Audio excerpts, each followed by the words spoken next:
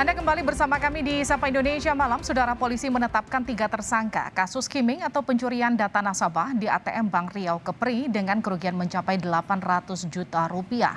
Polisi menyebut pimpinan dari kelompok skimming ini merupakan warga negara Bulgaria. Warga negara Bulgaria bersama 2 tersangka skimming ATM Bank Riau Kepri ditangkap saat berlibur di Pulau Bali dan Lombok. Penangkapan diawali dengan laporan Bank Riau Kepri terkait terjadinya skimming hingga membuat saldo di rekening nasabah hilang. Dari investigasi awal, kerugian diperkirakan mencapai 800 juta rupiah.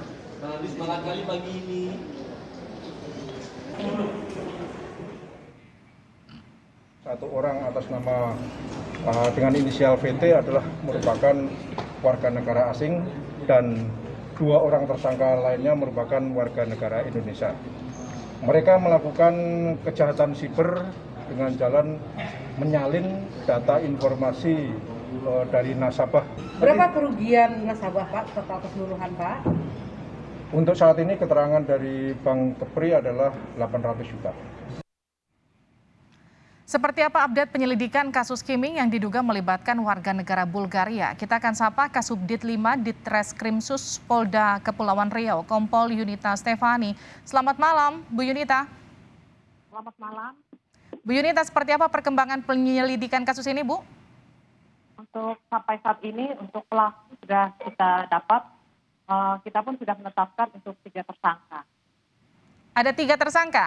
Tiga-tiganya warga negara asing atau ada warga negara Indonesia, Bu?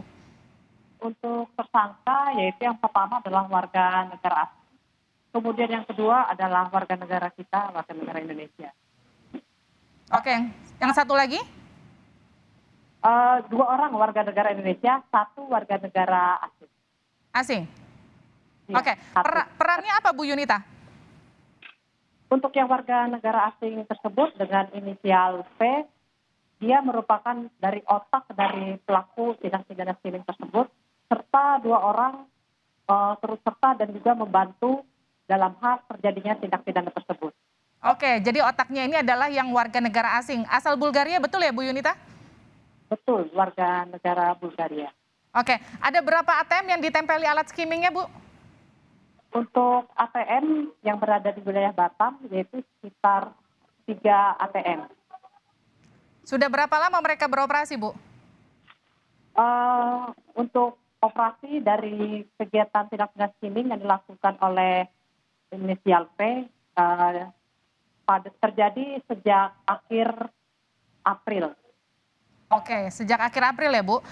Kalau kita lihat dari pelaku yang merupakan warga negara asing, apakah ini kemudian tindakan kriminal yang pertama yang dilakukan atau memang sebelumnya ia memang punya profesi sebagai pencuri data, melakukan skimming gitu?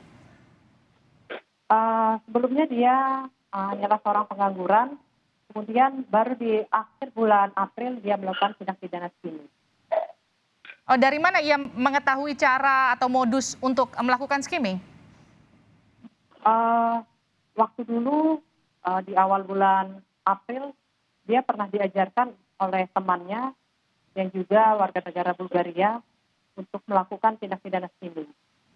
Artinya ini tidak beroperasi sendiri, ada jaringan internasionalkah di belakangnya? Sebenarnya dia tidak hanya beroperasi sendiri dan juga dilakukan juga oleh temannya juga. Oke, artinya mereka ini ada di dalam sebuah jaringan ya, Bu? Iya. Bagaimana pengejaran terhadap jaringan atau anggota lainnya? Sampai saat ini kita tetap melaksanakan pengembangan, di mana kita juga setelah mendapatkan untuk pelaku utama yang beroperasi di daerah Batam, untuk pengejaran kita laksanakan sampai Nusa Tenggara Barat dan juga Bali. Baik, ini mereka komplotannya semua beserta dengan jaringan yang melakukan skimming warga negara asing semuanya stay di Batam, Bu, atau ada di wilayah lain juga? Untuk hasil pengembangan tidak hanya tinggal di wilayah Batam, tapi berada di tempat lain juga. Baik, ini targetnya hanya murni nasabah ya, Bu? Tidak ada kemudian pembobolan ke bank langsung atau seperti apa? Untuk saat ini hasil penyelidikan kami hanya murni untuk tindak pidana skimming saja.